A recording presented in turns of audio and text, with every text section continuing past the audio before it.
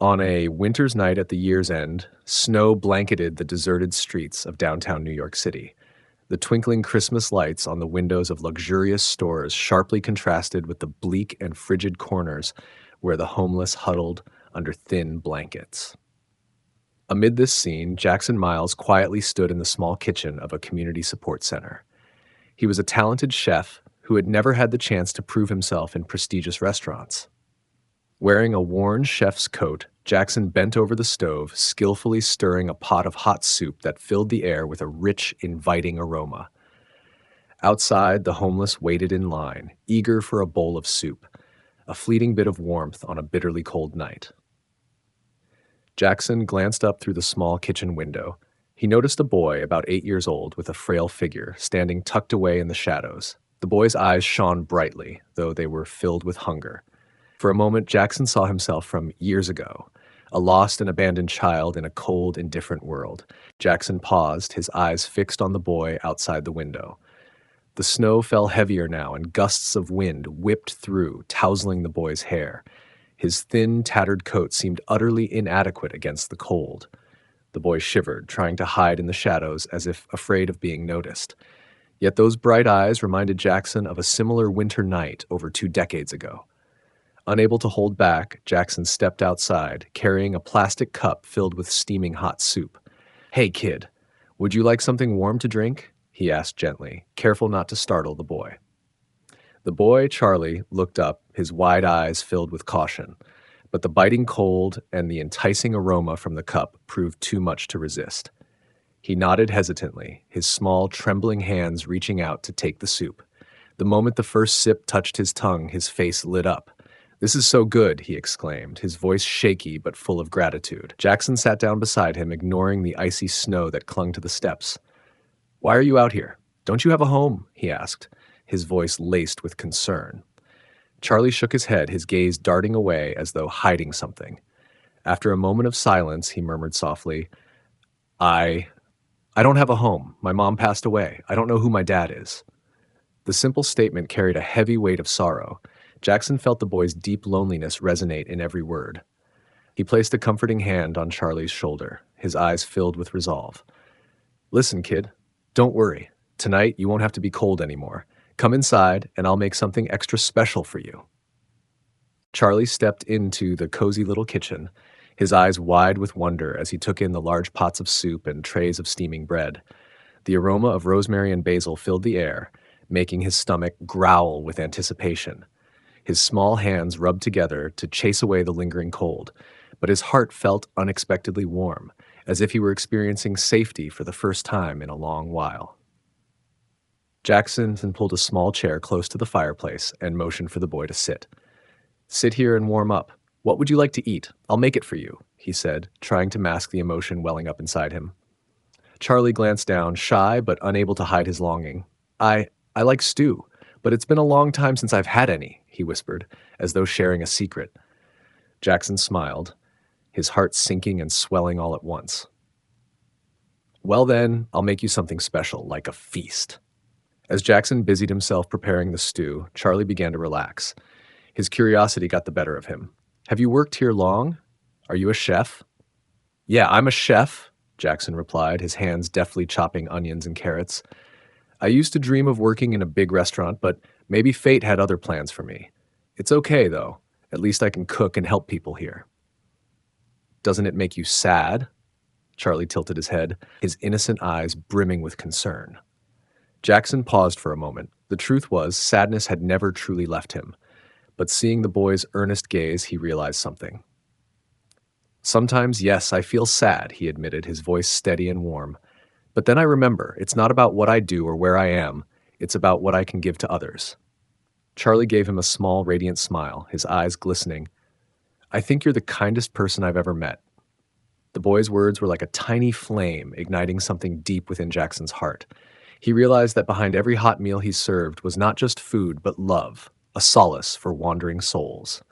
And maybe, just maybe, he could do even more. When the bowl of stew was placed in front of Charlie, the boy ate hungrily, his face lighting up with every bite. Between spoonfuls, he grinned, a genuine, heartwarming smile. Jackson knew in that moment that this smile was the most precious gift of this cold winter night. That night, after Charlie finished his stew and curled up in the warm blanket Jackson had given him, Jackson stood quietly by the window, watching the snow fall outside. The world seemed still, yet his mind was a whirlwind of thoughts. Charlie's radiant face as he received the bowl of stew lingered in his mind, a poignant reminder of the difference he could make, not just for this boy, but for so many others. Jackson's thoughts drifted back to the Christmases of his childhood. On those bitterly cold winter nights, he would stand outside brightly lit homes, clutching his empty stomach, inhaling the scent of roasted turkey and freshly baked pies wafting through the cracks of doors. But he had never been invited in. To him, Christmas wasn't joy. It was yearning. He understood all too well the feeling of being left out during a season meant for love and togetherness. That ache sparked a bold idea in his heart. Why not make this Christmas something extraordinary? Not for himself, but for people like Charlie, those who were forgotten, with no place to call home. He could do something bigger. A feast. A real Christmas feast where everyone would be welcome no matter who they were or where they came from. The thought made Jackson's heart race. But then reality pulled him back. He didn't have much money, and this small charity kitchen, could it truly host something magical? Doubts and questions swirled in his mind. Suddenly, a small voice broke the silence. "Mr. Jackson, why aren't you sleeping?" Charlie peeked out from under his blanket, his sleepy eyes filled with curiosity. Jackson turned to him with a gentle smile. "Just thinking, kid." "Thinking about what?" Charlie asked, his eyes sparkling, ready to soak in whatever Jackson would say. Jackson walked over and sat down beside him. "I'm thinking about a Christmas feast. A big one. A feast where everyone is welcome, where they can eat until they're full, and where no one feels alone." Charlie's eyes widened, lighting up with excitement. "That sounds amazing. Are you really going to do it?" Jackson chuckled, patting Charlie's shoulder. "I'll try, but it'll take a lot of help." "I'll help," Charlie said immediately, his small face brimming with determination. Looking at Charlie, Jackson felt a renewed sense of purpose. The boy was his inspiration, the spark that would set this plan in motion. The idea had taken root, and now it was time to make it a reality. The next morning, Jackson woke up with a renewed energy, unlike any other day. The idea of the Christmas feast had firmly taken root in his mind. As he glanced at Charlie sleeping soundly in the corner of the kitchen, a peaceful smile tugging at the boy's lips, Jackson knew he couldn't delay any longer. He began by calling Linda, the manager of the charity center. Linda was a middle-aged woman with a big heart, always dedicated to the community. When Jackson shared his idea for a grand Christmas feast, there was a brief silence on the other end of the line. "Jackson," Linda finally said, her voice cautious, "I know you want to do something wonderful, but do we really have the resources for this? The center's budget is already stretched thin." Jackson didn't falter. "I understand, Linda, but this isn't just a meal. It's hope. If we don't do this, who will? I'll find a way. I'll reach out for help. We can't miss this chance to bring joy to those who need it most." Linda sighed, but her tone softened. "All right, Jackson. I trust you. If you need the kitchen space, it's yours. Just remember, we have to be careful about what we promise." The next morning, Jackson woke up brimming with a newfound energy, unlike anything he had felt in days. The idea of the Christmas feast had firmly taken hold of his thoughts. As he looked at Charlie, still sound asleep in the corner of the kitchen, his lips curled into a peaceful smile, Jackson knew he couldn't wait any longer. He started by calling Linda, the manager of the charity center. Linda was a middle-aged woman with a generous heart, always committed to the community. When Jackson shared his vision of a grand Christmas feast, there was a brief pause on the other end of the line. "Jackson," Linda said cautiously, "I know you want to do something wonderful, but do we really have the resources for this? The center's budget is already stretched so thin." Jackson remained undeterred. "I understand, Linda, but this isn't just about a meal, it's about hope. If we don't do this, who will? I'll find a way. I'll reach out for help. We can't miss this chance to bring joy to those who need it the most." Linda sighed, but there was a note of warmth in her voice. "All right, Jackson, I trust you. If you need the kitchen space, it's yours. Just remember, we have to be mindful of the promises we make." All day, Jackson wandered around the city. He visited food stores, knocked on the doors of small suppliers, and even stopped by bakeries near the charity center, asking for ingredient donations. But not everyone was willing to help. "Sorry, we don't have surplus stock," one employee said coldly when he inquired about food contributions. However, not everyone turned him away. An old bakery owner named Mr. Peterson, a friend of Jackson's from his days at a small restaurant, was quick to lend a hand. "Jackson, I remember you. If you need bread, I'll bake a fresh batch for that day, but you have to invite me to the feast." "Absolutely, Mr. Peterson," Jackson replied with a hearty laugh, feeling a wave of relief wash over him. By the time Jackson returned to the charity center that afternoon, he found Charlie diligently sweeping the small kitchen. The boy looked up as soon as he saw Jackson, his face lighting up. "I cleaned the whole place? Did you see it?" Jackson chuckled and patted the boy on the shoulder. "Great job, Charlie. You know what? I just secured bread for the feast. I think we might actually pull this off." "Really, Mr. Jackson? I'll help you with anything," Charlie exclaimed, practically bouncing with excitement. Moved by the boy's enthusiasm, Jackson decided to make Charlie his first volunteer.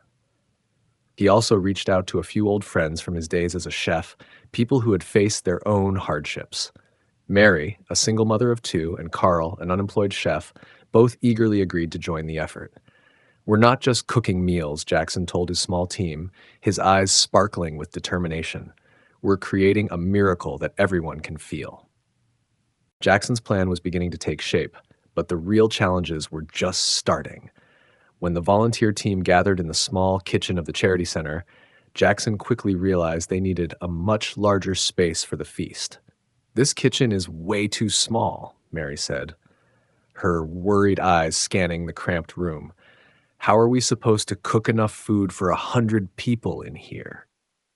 Standing in the center of the room with his arms crossed, Jackson gazed at the ceiling as if searching for an answer. "We need to find a bigger location," he said firmly. "Maybe a warehouse or a public hall." Charlie, who had been quietly listening to the discussion, suddenly raised his hand. "Mr. Jackson, there's an old church nearby where my mom used to take me for services.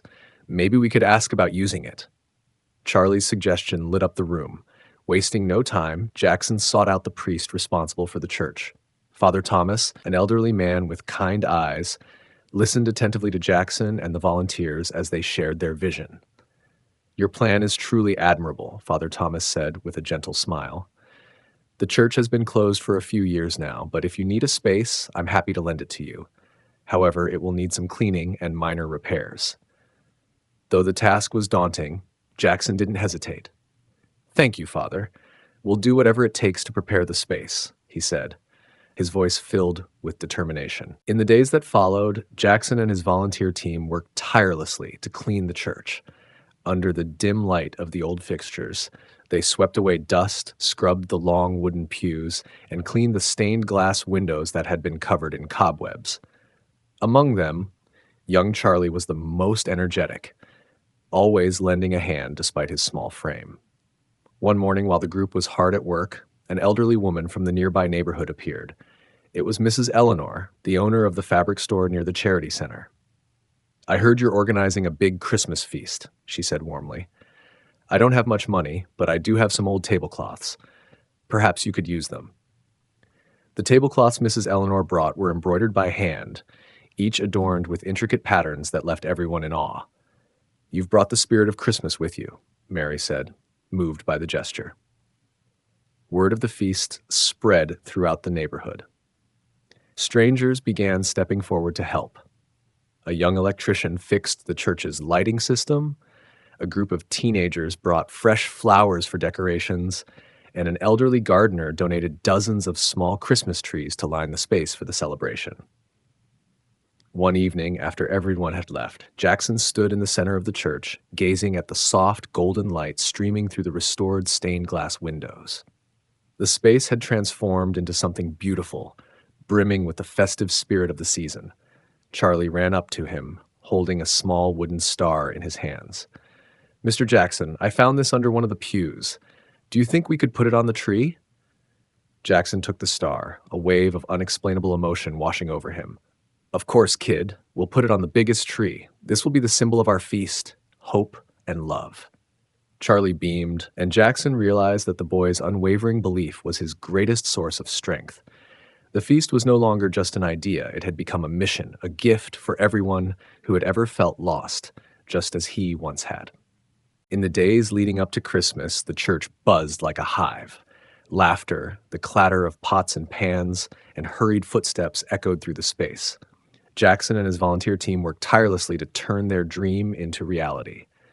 In the makeshift kitchen set up in a corner of the church, the temperature rose as large pots of soup simmered, trays of baked goods filled the oven, and countless other tasks kept everyone busy. Mary, standing over a pan of roasted turkey, wiped beads of sweat from her brow. "Jackson, do we have enough food? I'm worried it won't be enough for 100 people." Jackson paused and turned to her, his eyes filled with resolve. "Mary, we'll make it work. We may not have much, but everything here is made with heart. That matters more than quantity." Carl, busy chopping vegetables nearby, chimed in with his steady voice. "If we run short, I'll head to the grocery store right away. Don't worry, Jackson. We're in this together." Carl's confidence and the team's shared determination lightened the mood in the kitchen. Laughter mixed with the delicious aroma of food that filled the church, bringing warmth to everyone's hearts. On the afternoon before Christmas Eve, as the team hustled to complete the dishes, the church doors unexpectedly swung open. A middle-aged man walked in, carrying a large basket filled with bread and pastries. It was Mr. Peterson, the baker Jackson had visited earlier. "I thought you might need a few extra things," he said, his tone warm and sincere. Jackson stepped forward, shaking his hand firmly. "Thank you, sir. These are wonderful. You've made our feast even more special." Mr. Peterson smiled, his eyes sparkling. "Jackson, you're not just hosting a feast. You're bringing Christmas to people who may have forgotten they deserve it." As night fell, the volunteers gathered for a simple dinner together. Charlie sat between Jackson and Mary, happily munching on a small pastry, his face glowing with contentment. "I can't believe there's going to be such a big feast tomorrow," Charlie said, his eyes shining. "I think this is the best Christmas I've ever had." Mary tousled the boy's hair, her voice thick with emotion. "You deserve a wonderful Christmas, Charlie. Everyone here does." The moment filled Jackson with profound emotion. Looking around at the people seated beside him, he felt the strength of their unity, love, and kindness. This was no longer just a feast. This was family. Later that evening, while the team rested, Jackson stepped outside the church. Snow fell silently, blanketing the city in a peaceful hush. A few homeless individuals had already gathered outside, their eyes filled with quiet anticipation. Jackson's heart swelled as he realized that for them, tomorrow wasn't just about a meal. It was hope, a reminder that they weren't forgotten, that there was still a place for them in the world. He bent down to greet an elderly man huddled in a thin coat.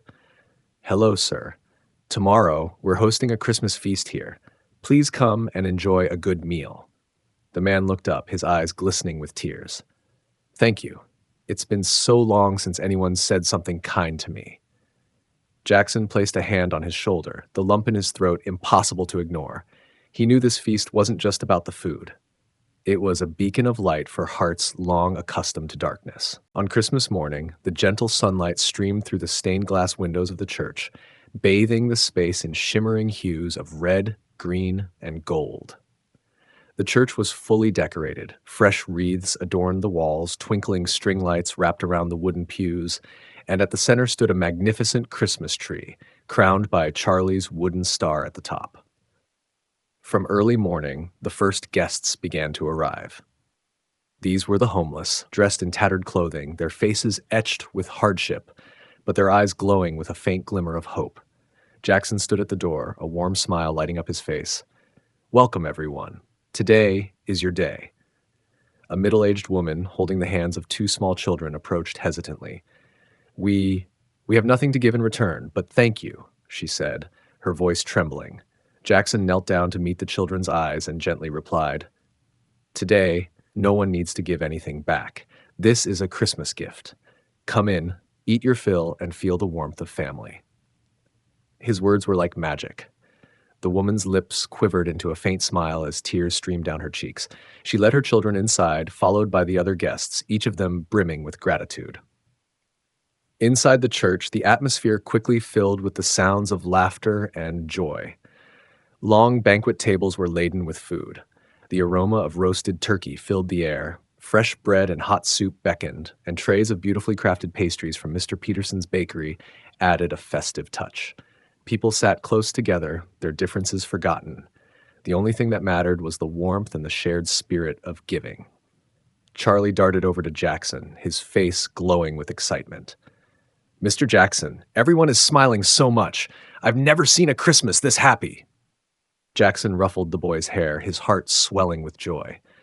You're right, Charlie. This isn't just my feast. It's ours. All of ours. In the midst of the celebration, Jackson stepped onto the pulpit where he had prepared a short speech. As he stood there, all eyes turned to him, filled with anticipation. Hello, everyone, Jackson began, his voice trembling slightly with emotion. Today, we're not just here to eat together. We're here to remind each other that no one is forgotten, that every single one of us deserves a place in this world, especially on Christmas. He paused, his gaze sweeping across the crowd of moved faces. I was once a child without a home. I know what it feels like to be left behind. But today, we are no longer alone. Today, we are family, and this is the Christmas we all deserve. The room fell silent for a moment before a wave of applause broke out. Many couldn't hold back their tears, including Jackson. This Christmas morning, under the glow of lights and the warmth of shared meals, the church was not just a place of refuge, it became a beacon of love, hope, and belonging. For everyone present, it was a reminder that even in the harshest winters, there could still be light and warmth to guide them home. As the feast was nearing its end, something unexpected happened. A group of well-dressed individuals entered the church, led by Lucas Grant, the owner of a prestigious chain of upscale restaurants in the city. He had heard about the feast through stories circulating in the community. Lucas approached Jackson, a warm smile on his face. Jackson, I'm deeply impressed by what you've accomplished today. You didn't just cook a meal. You've transformed the way people experience Christmas. I'd like to offer you the position of head chef at a new restaurant I'm opening, a place where everyone will be welcome. Jackson stared at him, stunned into silence. But as he glanced around and saw Charlie's bright eyes and the joyful smiles of everyone present, he realized this wasn't just an opportunity for himself. It was a chance to spread love and hope even further. When the last of the guests had left, Jackson stood in the middle of the now quiet church. The banquet tables were empty, but his heart was full.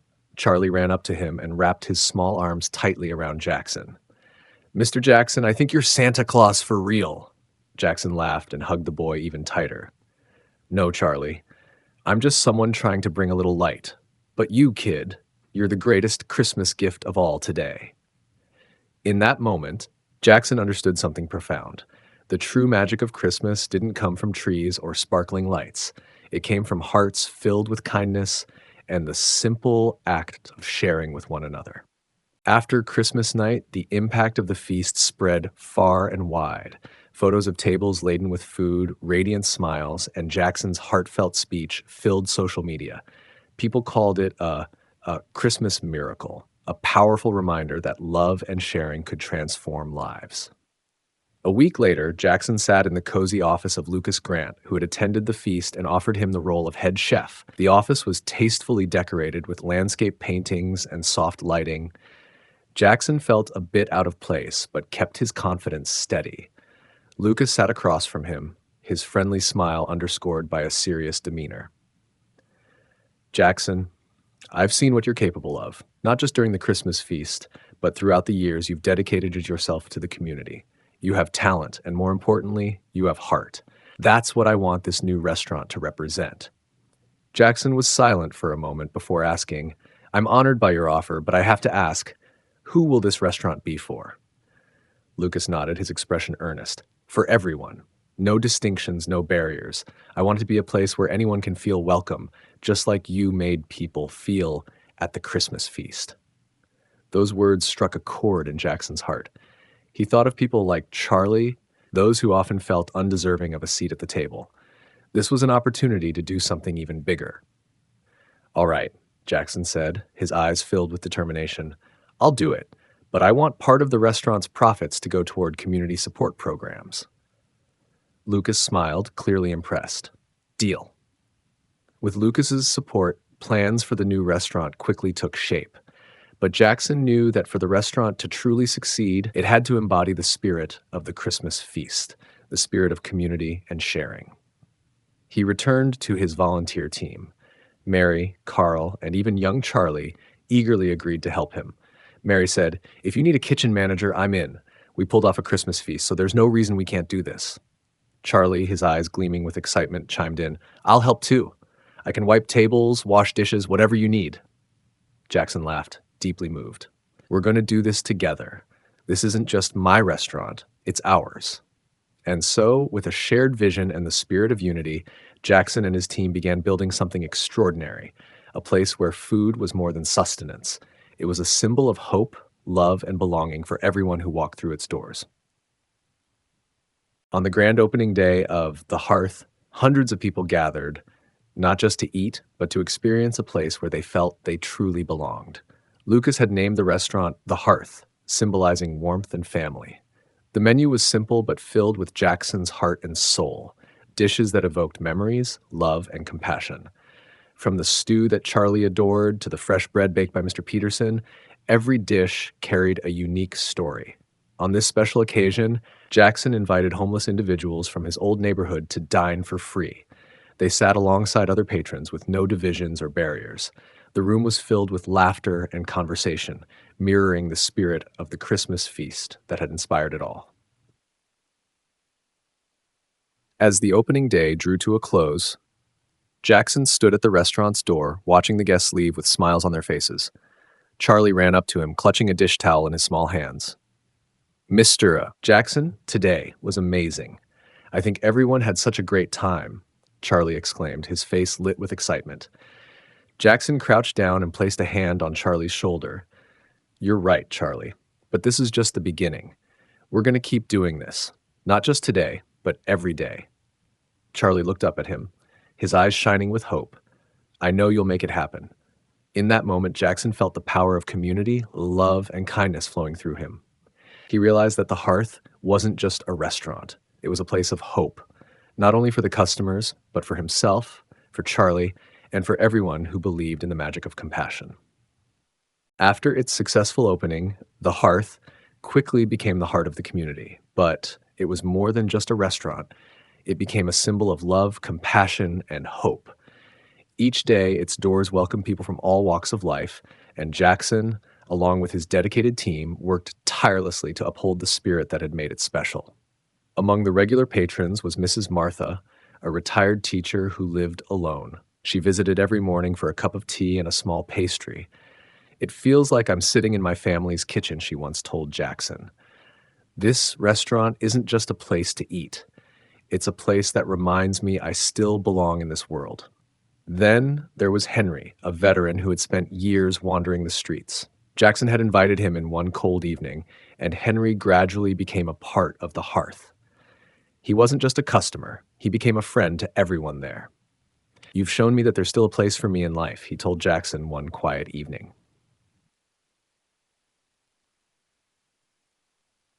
After a year of operation, Lucas approached Jackson with a new idea. "Jackson, I think we can replicate this model, not just here, but in other cities. We could create more of the Hearths so more people can experience this spirit." At first, Jackson hesitated. He worried that expanding might dilute the core values of the Hearth, its sense of closeness and personal connection. But then he realized that with the right leadership, they could preserve that spirit. "We'll do it," Jackson told Lucas. "But every location has to become part of its community. It can't just be a restaurant, it has to be a family." Over time, Charlie grew up. The boy who once clung to Jackson for warmth and hope became an integral part of the restaurant. Not only did he help with tasks around the kitchen, but he also began learning how to cook from Jackson. He became a dedicated apprentice, observing and memorizing every detail. One day, when Jackson was busy with guests, Charlie took it upon himself to prepare the stew, a dish he loved so much. It earned compliments from a group of diners. "You did a great job, Charlie," Jackson said, his eyes filled with pride. "I think one day you'll become an even better chef than me." "I'll do my best," Charlie replied, his smile radiant. I want to make people feel the way I felt that Christmas night. In that moment, Jackson realized that the spirit of the hearth was not just being preserved, it was growing, passing from one generation to the next, ensuring that its legacy of love, compassion, and community would endure for years to come. Shra, the hearth, gradually became a movement. Cities from across the country began reaching out to open new branches, each adhering to the restaurant's core principles: no discrimination, dedicating a portion of profits to local charitable programs, and providing a welcoming space for anyone in need. One day during a press conference, a reporter asked Jackson, "How do you feel about the hearth becoming a national symbol?" Jackson looked into the camera, his voice steady and heartfelt.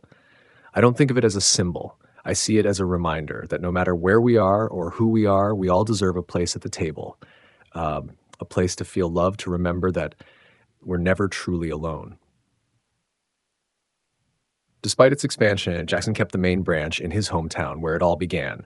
Every year on Christmas Eve, he hosted a grand feast at the old church, the same place where the first Christmas dinner had taken place. Charlie, now a promising teenager, was always by his side. Together, they worked to set up tables and chairs for the event. We did it, didn't we, Mr. Jackson? Charlie asked, a proud smile lighting up his face as they surveyed the bustling preparations. Yes, we did, kid, Jackson replied, his eyes brimming with emotion. But we're only just getting started. The spirit of the hearth lived on, growing with each new branch and every shared meal. It wasn't just about the food. It was about creating a legacy of love, compassion, and belonging, ensuring that no one, anywhere, ever felt left out in the cold. Years passed, and the Hearth evolved from a single restaurant into a national movement. New locations opened across the country, carrying with them the spirit of sharing, love, and hope that Jackson had planted on that first Christmas night. But for Jackson, the true value of the Hearth was not in its expansion, but in the lives it had touched. Each year on Christmas Eve, Jackson hosted a grand feast at the old church, the place where his story began. The community gathered, from the homeless to those with high social standing, to share a meal and warm stories together.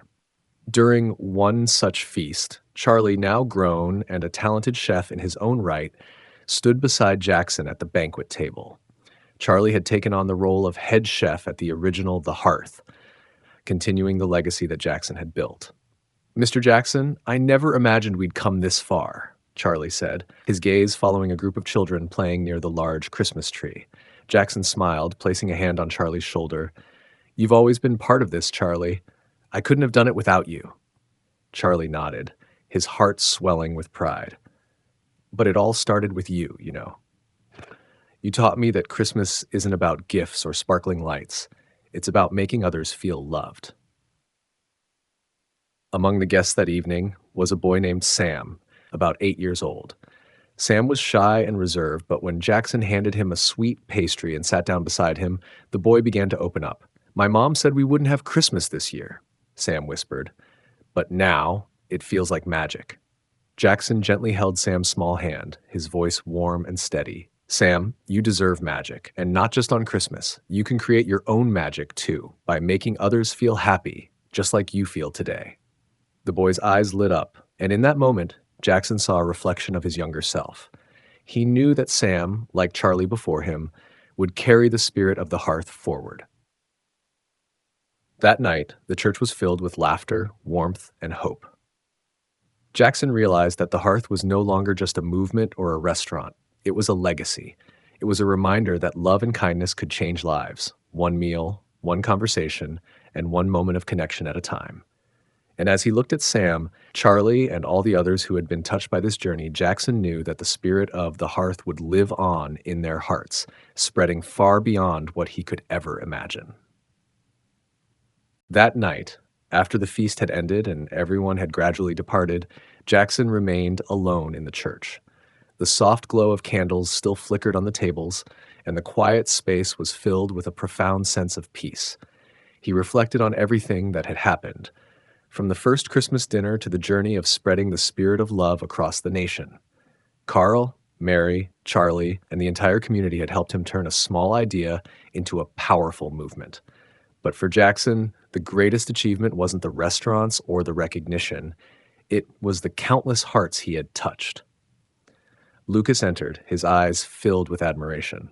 Jackson, do you realize how many lives you've changed? Jackson turned, a gentle smile on his face. I didn't change them, Lucas. I just showed them that they could change themselves, and that every one of us deserves a place in this world. When Jackson turned 60, he decided it was time to hand over the reins of the Hearth to Charlie and the younger generation. During a heartfelt ceremony, Charlie stood before a crowd to express his gratitude. Mr. Jackson didn't just create the Hearth, Charlie said. He gave us a reason to believe in kindness, to know that no matter who we are, we all have value. And we will carry that forward, not just here, but around the world. Jackson sat quietly, watching as the new generation continued his legacy. He didn't need the spotlight or accolades. For him, the most precious reward was seeing the community he had nurtured grow and thrive, carrying the spirit of the Hearth into the future. In that moment, as he watched Charlie speak with passion and the crowd filled with hope, Jackson felt a profound sense of fulfillment. The love, compassion, and unity he had worked so hard to cultivate would live on, proving that a small spark of kindness could illuminate the darkest corners of the world. One winter's day, Jackson sat by the window of his home, watching the snow fall gently outside. The world seemed still and serene, a quiet reflection of the journey he had walked. Charlie stopped by, carrying a sweet pastry and a cup of tea. They sat together in comfortable silence, the kind that needed no words but spoke volumes. Mr. Jackson, Charlie finally asked, his voice curious, do you regret anything? Jackson shook his head, a gentle smile spreading across his face. No, Charlie, I don't regret anything. I only wish I had started sooner, so I could have helped more people. But you know what? I'm proud of you and of everything we've done together. Charlie nodded, his expression resolute as he took Jackson's hand. I'll keep it going. I promise. Jackson's eyes glistened as he looked at the young man before him, a boy who had grown into a compassionate, capable leader. He knew that even when his time came to an end, the spirit of the Hearth would live on, not just in the restaurants, but in every heart it had touched. In that quiet moment, with the snow falling softly outside and the warmth of shared understanding between them, Jackson felt a profound sense of peace.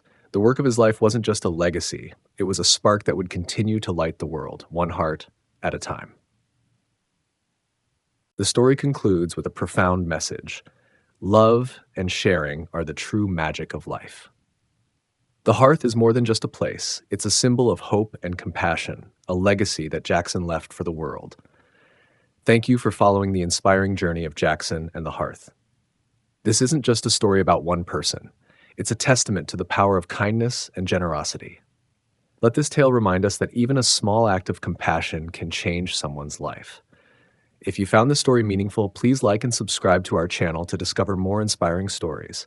Most importantly, share this video to spread the message that everyone deserves a seat at life's table. Together, we can create magic. We can be the change the world needs, starting right in our own communities. Thank you, and see you next time.